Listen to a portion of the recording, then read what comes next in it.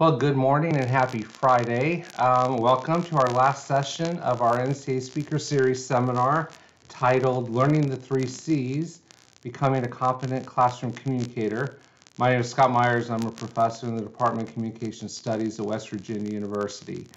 You have to forgive me, I somehow developed some sort of a cold, and so I am sucking on a cough drop as we speak. Hopefully it's not too distracting. But man, if I got a sore throat. I'm not sure where it came from, but oh well. So today we're going to talk a little bit about teaching from the presentational traits perspective. And this really, I think this notion of presentational traits really encompasses, I think, everything that we do in the classroom. So when you think about Tuesday's topic on teaching from the student perspective, Wednesdays teaching from the rhetorical perspective, Thursdays teaching from the relational perspective. Today's topic kind of encapsulates everything because we're going to focus primarily on something called communicator style. But before we talk about that, let me just discuss what I mean by presentational traits. There's a group of researchers in communication studies and a few of us in instructional communication who have always been interested in the traits that we bring with us to the classroom. And so the idea behind presentational traits, if you think of a trait is an enduring characteristic with our communication behavior. The idea is that, when you are at a high or low level of a particular trait, you tend to be high in that trait across your communication situations, or you tend to be low in that trait across your communication situations. And so the idea here is that, as instructors, we're going to bring some of these traits with us into our teaching. And we have to stop and think about that because, when you think about trait behavior, because it's relatively enduring, because it's relatively consistent, some of our communication traits that might work well in our interpersonal interactions or our organizational/workplace interactions, they may not work as well in the classroom. And so that's kind of where we're headed with today's topic. Now, if you look on the if you look on the readings list for today, you'll notice I have several about communicator style, and then one is called communicator style measure. That gives you, that's a reference to an article about the psychometric properties of the measure and an actual copy of it. The other readings, there's 3 readings, I think, on communicator style that you can go back and look at, and there's also 2 on self-disclosure. Self-disclosure is another presentational trait, but I think for today, we're just going to focus on communicator style due to time. In any case, also at the end of the packet, I have also placed another version of the communicator style measure, which is a self-report you can take to assess your own communicator style, and it tells you how to score it in terms of the attributes, which I'm going to talk about in just a few moments. And so that can kind of give you a sense of the style that you bring into the classroom, and we'll talk a little bit about how you may have to adapt or adopt other attributes when teaching. So when we talk about communicator style, as I mentioned before, we consider this to be a trait, so it's something we have at all times when we're communicating with other people, but it's considered then to be a pervasive form of self-presentation. So the idea here is that basically, I guess from a colloquial perspective, what you see is what you get in terms of your communication behaviors with other people. Now, communicator style tends to focus on the relational component of a message. The idea behind communicator style generally is that it centers on how a message is communicated rather than what is communicated. So for a lot of recipients or receivers of our own messages, when it comes to communicator style, they may oftentimes pay more attention to how you presented the message rather than what is in the message. And this explains to a slight degree why some students prefer certain instructors over other instructors, especially those who teach the same content, because it's not a content issue.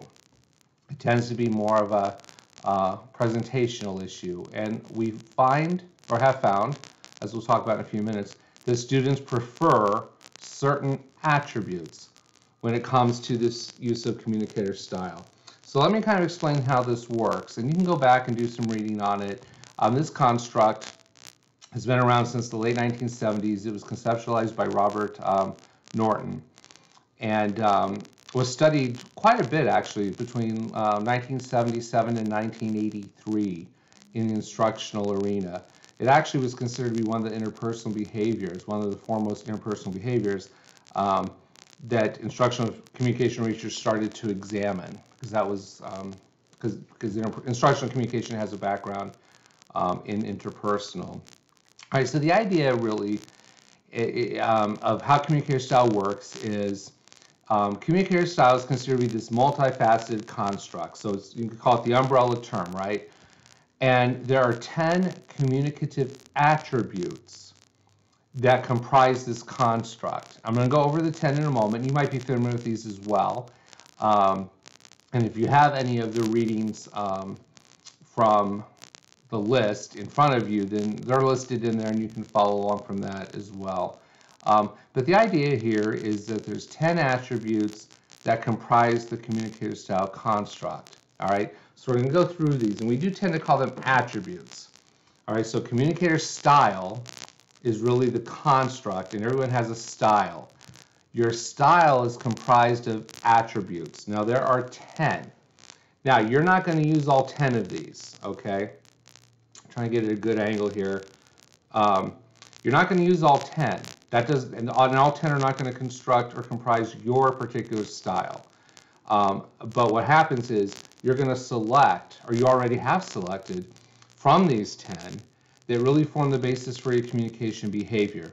Now, I have them in just alphabetical order, so there's no rhyme or reason as to how they're listed.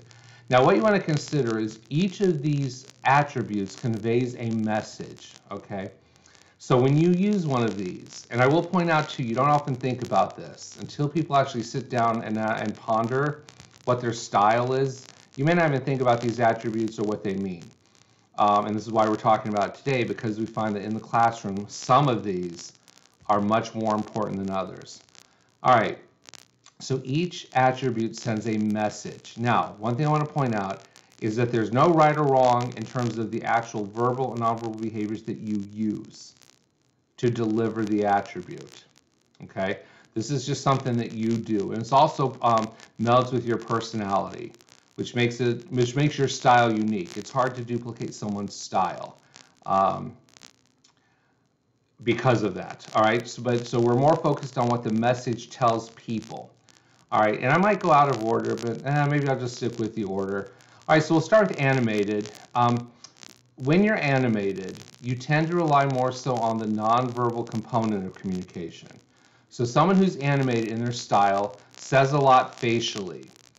They're going to use their eyes, they're going to use their facial expression, they're going to use gestures, they're going to use the nonverbal component of communication to relay their message. You can generally tell, let me rephrase that, someone who's animated, you can generally see it on their face, okay? And that's just one of the attributes. So when you're animated, you display how you feel or what you want to say on your face, or through your nonverbal behaviors, but primarily your face, because that's what people pay attention to. When you're attentive, you're conveying the message that you're listening to someone. Oh, so again, and we all have different behaviors in how we do it. You know, you might, it's any combination of verbal and nonverbal behaviors that you use. So you might look at someone, so it might be your eye contact. You might stand or sit more straight. You might lean forward. The bottom line is that you're letting the person know that you're listening. You're doing it some way. And it could be through things such as, oh, I'm listening, right? That blatant. Oftentimes it's you say, oh, go on, or what do you mean? Or, you know, you ask a question, or you insert some sort of statement to get the interaction to continue. When you're contentious, this means basically that you like to argue. Now, in one of the earlier works, Norton would say that this means you're argumentative. If you're familiar with the argumentiveness literature by Dominic Infante and his colleagues, that's not the right term, so do keep that in mind. Contentious here just means you like to argue. Um, it's also been described as someone who's quarrelsome, which again, if you think from a trait perspective, that makes sense because there are some people who do enjoy doing this, right? And so again, you might ask a lot of questions. You might be disapproving in your facial expression. You might turn your back to the person. You might cross your arms. There's a lot of different things you can do to be perceived as contentious, but when you are perceived as contentious, again, it comes out through your verbal and nonverbal behavior. Dominant sends the message that you're in charge, okay? And as we know, with most dominant people or people who use this particular attribute, they might speak louder. They might speak over people. They might interrupt people. They might get physically closer to you. Again, we're not as concerned about the actual verbal and nonverbal behaviors that a person uses. We're more concerned with just how they use them themselves in order to relay this particular attribute. Now, someone who's dramatic tends to rely on the verbal component of communication. You know, and you can consider animated maybe and dramatic to be, you know, both sides of the verbal nonverbal coin, if you want to say. You know, we know the animated is the nonverbal, the dramatic is the verbal. So this person tells stories. This person has a good command of the language because they use language to their advantage to make the narrative interesting or entertaining.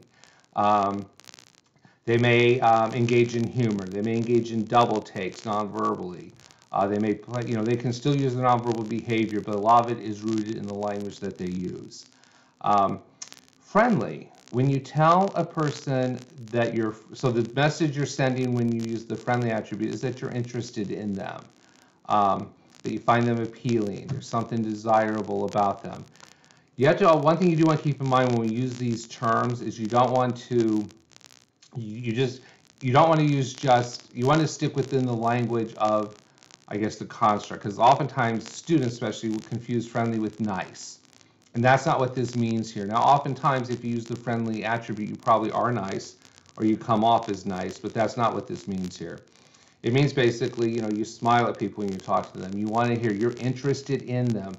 Another way to look at friendly is to think of it as demonstrating just to people that that they're valuable and significant, kind of along the lines of confirmation, which we talked about yesterday.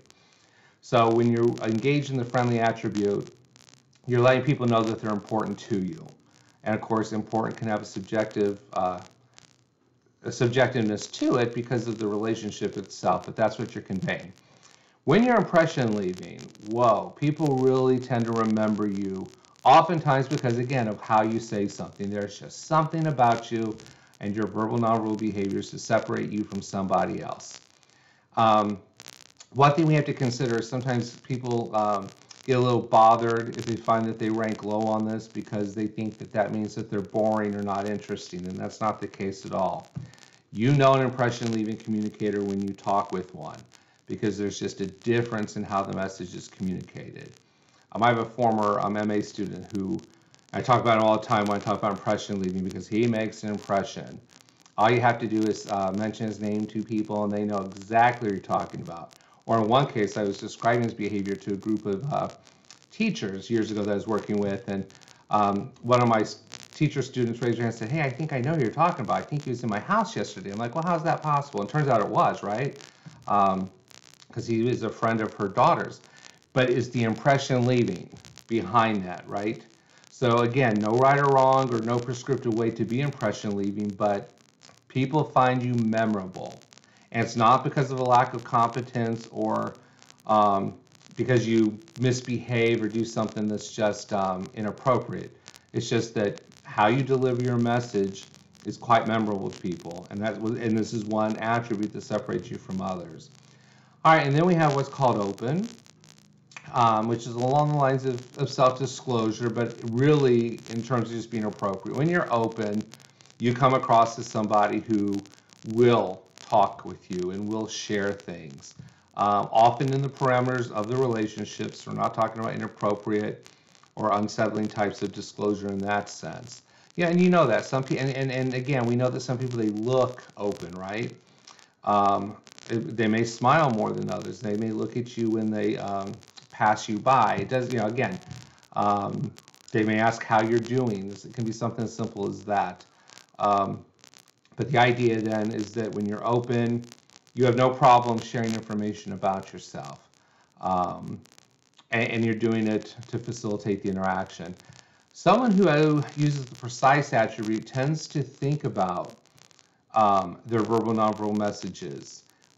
They tend to, they want to focus on accuracy in their interactions. So they're going to think more about the facial expression they use, the words they use, whether they sit close to you possibly, whether they, what kind of response might be the most appropriate given the interaction.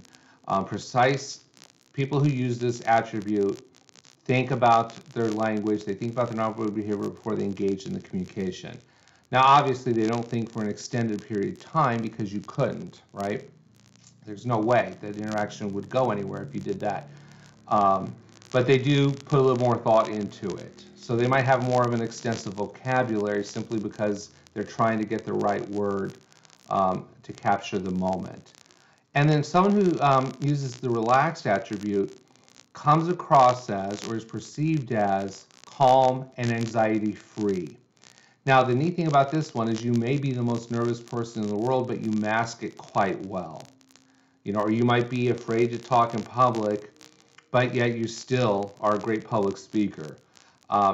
This is, again, how people come across as relaxed. You know, their posture might be more casual. They, again, may not look upset, or they may not let their true feelings be revealed because they don't want, because they just don't want to be perceived as such. But the idea behind someone who comes with the attribute of relaxed, though, is that, you know, you're anxiety-free, or at least you appear to be, and so that is really helpful to the interaction. All right, so hopefully this makes a little sense. So the idea here is with communicator styles, we have 10 attributes. All right, now, as I mentioned a few minutes ago, you're not going to use all 10 of these consistently, okay, or in any interaction or in any particular communication context. What we tend to do with communicator style is we select several of these, typically 3 to 4, and then these 3 to 4 attributes are what's known as our cluster. All right, so again, part of the language is important with this particular construct. And so the idea here, and I'm going to put this down, but I might write on it, is that, okay, so from here, from these 10, you create, or you, I guess develop, create, whatever term you want to use, you develop a cluster of 3 to 4 of these. Now again, let me make sure I'm in shot here. This isn't something that that you consciously think about on your own. These are just, you know, it's just like every other communication behavior. We learn these over time, and this becomes how we present ourselves. Now, the neat thing about this is that everybody has a communicator style cluster, all right? Everyone does. And it's going to be comprised of 3 to 4, usually 3 to 4 of these attributes that together, taken with your personality and your other communication behaviors, forms the basis for your self-presentation.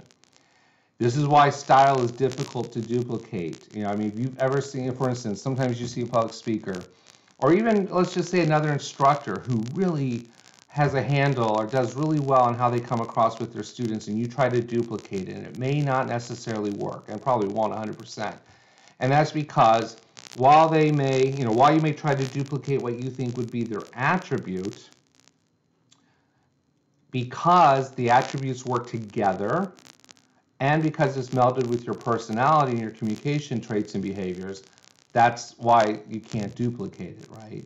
So we can share, you and I can share the same cluster, but we're not necessarily going to communicate in the same way with anybody or with our students, because this particular trait takes into account who we are from the beginning.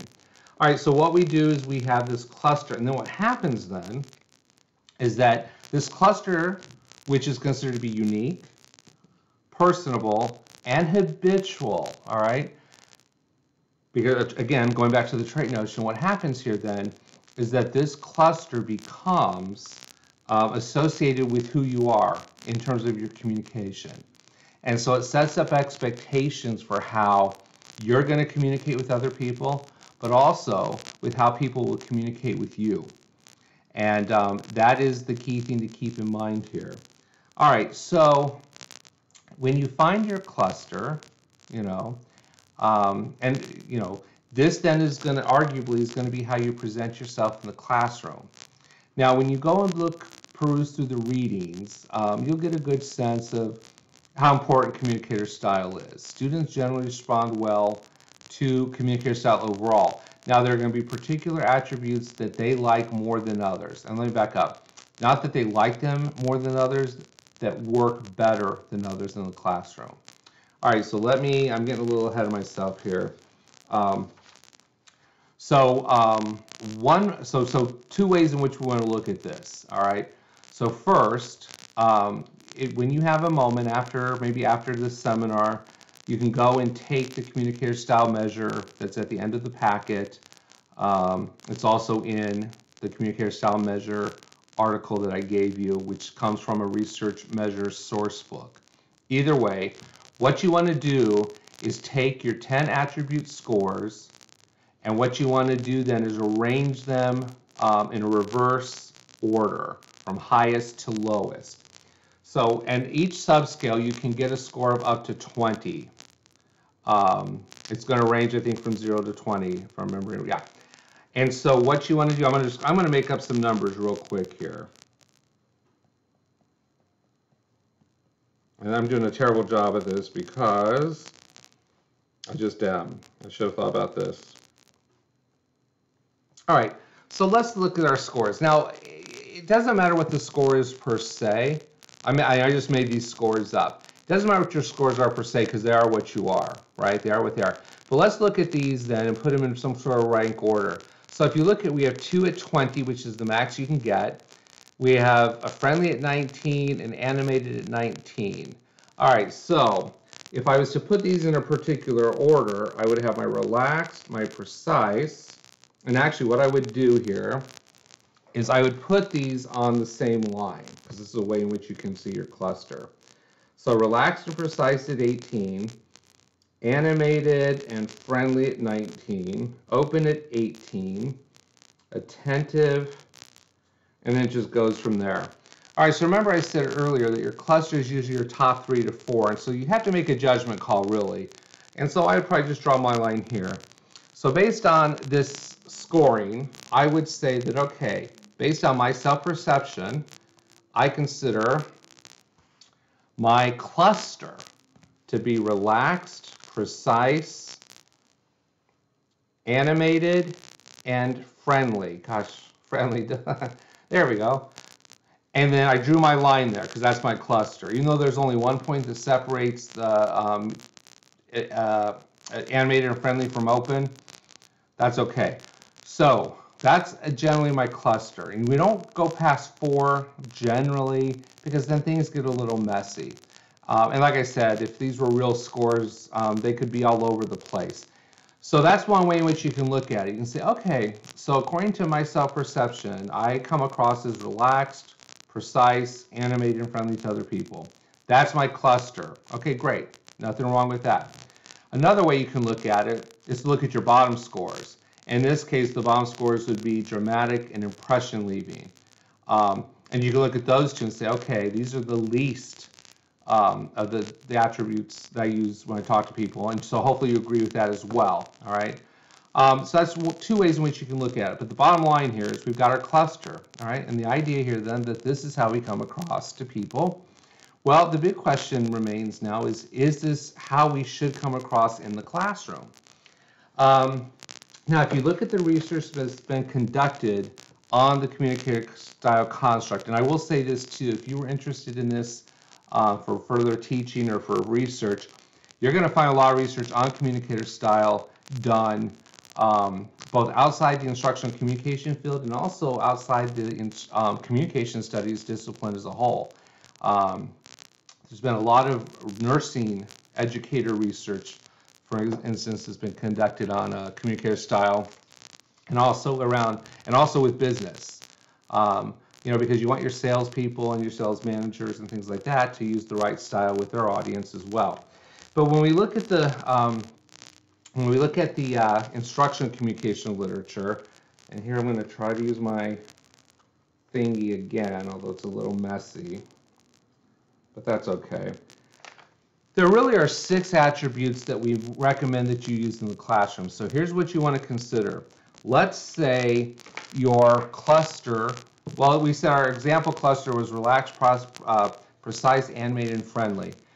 Not all those will work in the classroom or will work as effectively as they could. So here is what we should think about in the classroom. All right. So here's what we know from research.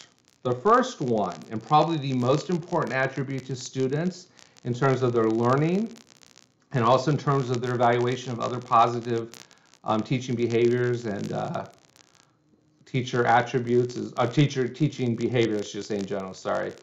Friendly is the number one. It's consistently found across studies. Students want their instructors to use a communicator style that includes the friendly construct. If you think again about what this means, that makes sense.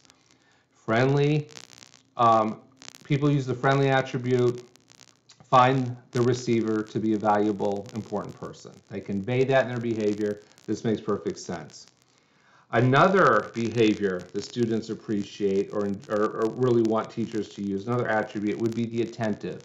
And remember, attentive is telling the receiver that I am listening to you.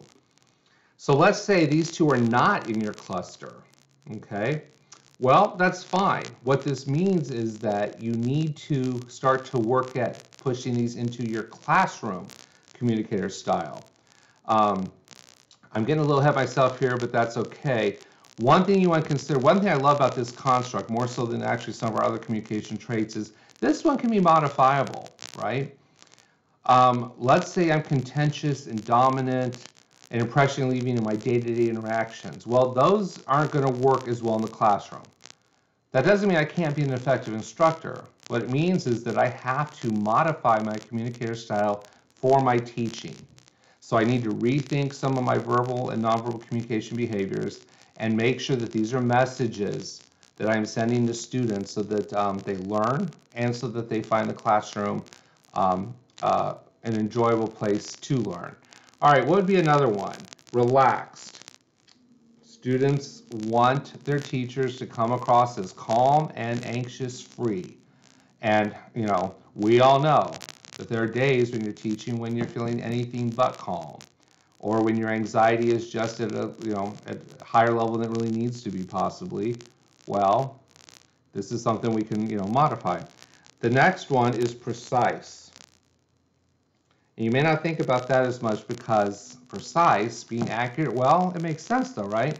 Students want to know what they should do. Students want to know how to act. Students want to know how to improve. Students want to know how to behave. So when you are accurate with your language and your nonverbal behaviors, this makes perfect sense. Another one, and this is one that's gotten a lot of attention back when this construct was first studied and really spawned some other research in communication, was the dramatic element. Early research found that effective teaching was synonymous, and that might be too strong of a term, but was really part of being a dramatic instructor, okay?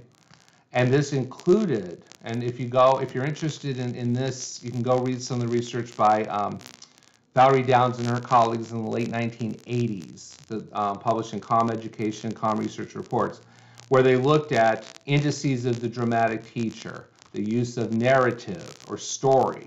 And there have been a couple recent articles in Communication Education that have looked at the narrative in the classroom. They're pretty interesting to read. The use of humor, all right, which we've talked about on Wednesday, and then also the use of self-disclosure. Now, most teachers, when they use narrative or humor or self-disclosure in the classroom, they're doing so because it's relevant to the content. But this is part of being the dramatic teacher. And students, I'm presenting these in no particular order. So if I was to present them in a particular order, I would probably put friendly and dramatic at the top together. Students want you to confirm that they're important and they want to be entertained to an extent. And then finally, the last one, which pops up here and there, would be the impression leaving. Are you memorable? We just have to be careful, though, that remember, because the impression leaving is so much about how we communicate something, we don't want students to miss the message, right? And and you just, so sometimes you have to be a little more precise with your language, so that while your impression leaving in terms of the relational component of it, they're not missing anything on the message. And occasionally we find ourselves where where students are remembering the wrong thing because of how we presented it more so than because of what we said. Now, finally, another way to look at this was found in a study conducted by Potter and Emanuel, and I had them as a suggested reading on our list, where they asked a bunch of junior high kids, I'm trying to remember, I think it was 8th through 12th grade, about what they preferred in a teacher, and they came up with these 3 profiles, what they called the actor, the human, and the authority. And so this is another way to look at communicator style. All right. So according to their results, if we're going to if we're going to put these attributes, so if we wanted to cluster these attributes differently, here's how we could. So here's another way to look at how you teach using your style, or even another way to think about how you might want to teach, right?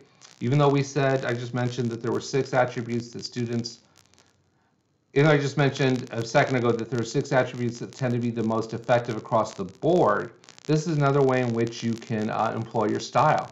The actor, and there's certainly many of us who are actors when we're teaching, tend to use the animated, dramatic, and impression leaving style. All right, so that's one way to take this body of research and present yourself in the classroom. A second way is what we call to be the human, where you're attentive, friendly, open, and relaxed. So you use those attributes. So your cluster here is the 4 as the human, and then the authoritarian or the authority, whichever term you want to use, where you're contentious, dominant, and precise. Okay. Now, most of you at first glance would say, well, the authority doesn't seem like it would work. Well, remember, the cluster, overall, your cluster goes with your communication, it goes along with your personality and your communication behaviors and traits. So while the authority may be the least preferred of the 3, depending on who you are, you can still pull this off. This still might work for you because it just does. And that's the nice thing about communicator style, is you've got these attributes, you know what they mean, we know which ones are more preferred, but they're also modifiable. So, if your style is something, or your cluster is one in which you think it needs improvement, then you can work on it. That's not a terrible or a daunting task to undertake. All right, so I think we're running out of time as usual. So today we talked about communicator style. If you go and take the measure, if you have any questions about that, just feel free to email me, or if you want to send me your cluster and we can just chit-chat about it momentarily on email, that's fine too. But the idea here is, what you want to remember is that you need to put some thought into how you're coming across in the classroom. Our personas that we use at work, at home, with our families our romantic partner may not work the same with our students, and we pretty much know that, right? For instance, while open might be a nice thing to be with your romantic partner in terms of a style, or in terms of an attribute, that may not be the best attribute to use in the classroom, just given the parameters of what the classroom is. Being contentious might work quite well when you're trying to buy a new car, but not necessarily when you're trying to persuade students to, be quiet or to take a test or something along those lines, depending on what grade level you're teaching. All right, so as we finish, I hope you've enjoyed learning a little bit more about instructional communication. I hope you've learned a little bit more about what it means to be an effective teacher, how to communicate using, how to communicate with your students by thinking about them and what they bring to the classroom, thinking about how you create your messages rhetorically, thinking about how you can develop functional, working communication relationships with your students, and then also reflecting on the communicator style that you may or may not use at this point with your students. As I said on our first day, if you have any questions or comments, feel free to email me at scott.myers@mail.wvu.edu. The readings are there, so you can peruse those. Remember the asterisk readings. If you can't find access to it at this point, send me an email. I have most of them as a PDF that I can send back to you. If not, I have an article I can get it to you. That's what I'm trying to tell you. So it's been an enjoyable week. I hope you've learned something, and I wish you happy teaching when we hopefully go back face to face in the fall. All right, have a good rest of your summer.